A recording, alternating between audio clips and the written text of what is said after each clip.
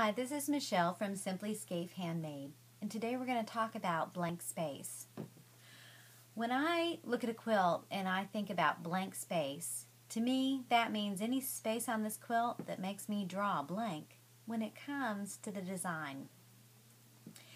For some quilters, the blank space is the colored block. For some people, blank space means this area where it just seems to be a background. And other quilters may define blank space as the border. But today, for this conversation, for this particular tutorial, we're going to look at blank space as any part of this quilt that doesn't have a specific design to it.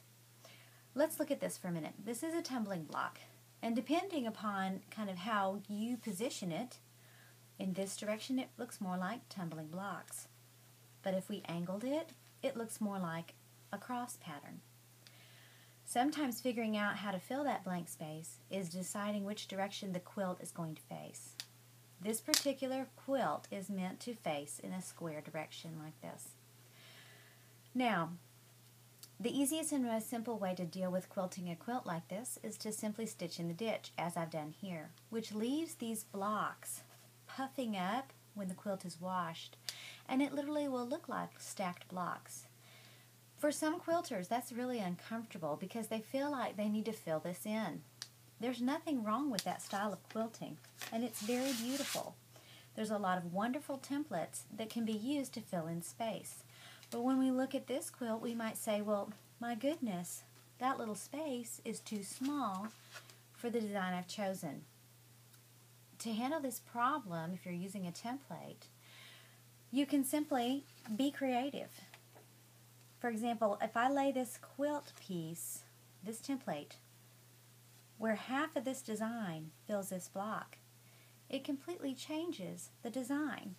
Or I could do it at an angle this way and have some just pretty loops out of this particular. So I'm only using a part of it. So sometimes if we'll just take our hand and look at it, that completely changes the motif. Or 2/3 of it, or, sometimes you just have to lay different things on top and get an idea of what it looks like. This could be simply done in geometric sides. So if this is a square, we could put echoed squares inside of it to fill in that space. We could take it and just do loops out to the corners and fill that space. One thing that it's easy for some designs, for example, looking at this Dresden. A Dresden usually brings to mind flowers or fans. So this might be easy to determine how to quilt the Dresden part, but then you have a center and you have an outside that might be blank space. How do I fill that blank? For me, I left the center to puff up and just be plain, like the center of a flower. And I filled in my blank space with basic lines. This pinwheel. There are so many different ways to fill up pinwheel's blank space. For some, simply filling in these triangles and echoing them would have been a beautiful way of doing it. I chose on this one to simply make flower petals, like the pinwheel blowing in the wind. But there were a lot of different ways it could be done. When we look at our quilts, there's no limit to the way we can fill up our spaces. Sometimes the design really dictates to us what it wants to be done. You might look at some of your quilts and say, that needs a flower, that needs feathers, or that needs some stars. But sometimes when you look at it, you just draw a blank. And what I like to do is play with it and have fun. Draw your quilt out on a piece of paper. Draw the pinwheel design on a piece of paper and kind of sketch around and play with it a little bit. There's nothing wrong with experimenting. And maybe, for example, you make a pinwheel and you weren't sure what to do, so you all over edge to edge quilt it, like I did right here. This pinwheel is edge to edge quilted with a trailing vine of little flowers. And then you say, you know what, I think it would have looked really nice if I had done something different. Well, let me just say I made another pinwheel quilt. And I did it completely different. Instead of the edge to edge, I took each pinwheel and made a little flower-like design. And it completely changed the look of the quilt. Now I like both designs equally, and I'm glad I did 2 separate ones. There's nothing wrong with that, and no design is wrong. When it comes to filling up those blank spaces, it's going to be a matter of personal preference. Do you like a lot of thick, dense quilting in your spaces? Or do you like a lot of open puffing? Remember, the more dense the quilt, the stiffer and more firm it's going to be.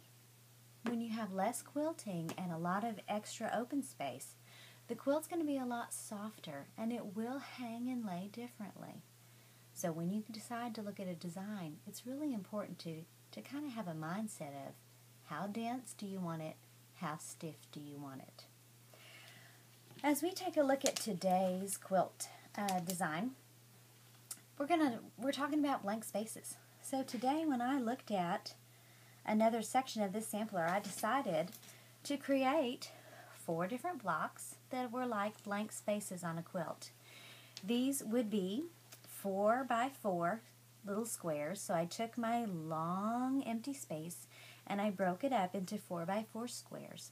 And in each square, I decided to place a design so that if I did a 9 patch or I did a block that had some square blank spaces, I could look at 4 different designs and determine how I liked the way it filled and how I liked the way it puffed.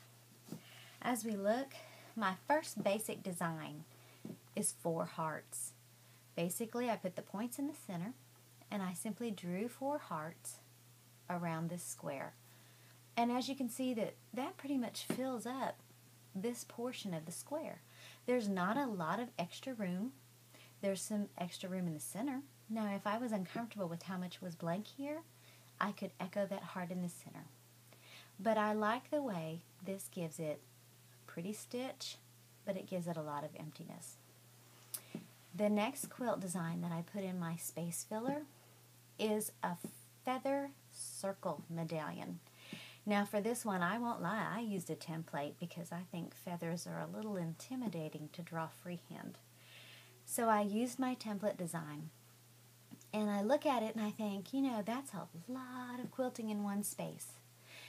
For me, this isn't a design I'd probably use very often because it does create a very dense stitch effect, but it is beautiful.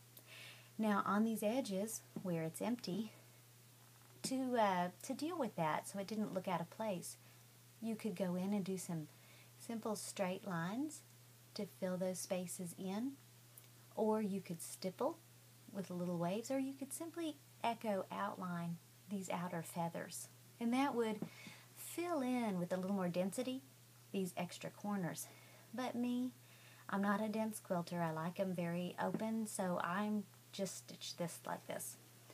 The next one is just a simple loop-de flower. I don't know about you, but as a little girl, I doodled pretty little flowers like this all the time. It's just loop-de-loops. I like the way this gives me a lot of free space to work with. And my last block corner is basically a flower. So that when I'm working with motifs that maybe are kind of plain or kind of empty, I can stick a flower in there and see what I think. Now this basic flower can be left as it is, or it can be filled in with something in the center, for the center of the flower. You could even go in and do some venation or some lines within the petals and leaves to give it more texture. You could add extra petals out here to expand the flower to fill it in. It's really a matter of personal preference. So this week, as you go about the sampler, if you're working the sampler with me, or whether you're working on a quilt of your own, take the time to look at that blank space really hard and decide, how full do I want that space to be? How much quilting do I really want to put in there? But be sure that whatever space you're filling, from end to end throughout the entire quilt, you maintain a consistency with how dense your quilting is. If it's tighter in one spot and more spread out in another, it will draw attention to the eye. So take the time this week to look at some quilts and get a feel for what it is to fill in those blank spaces. For more information, visit us at simplyscaped.blogspot.com. Have a wonderful week, and let's go stitch something beautiful.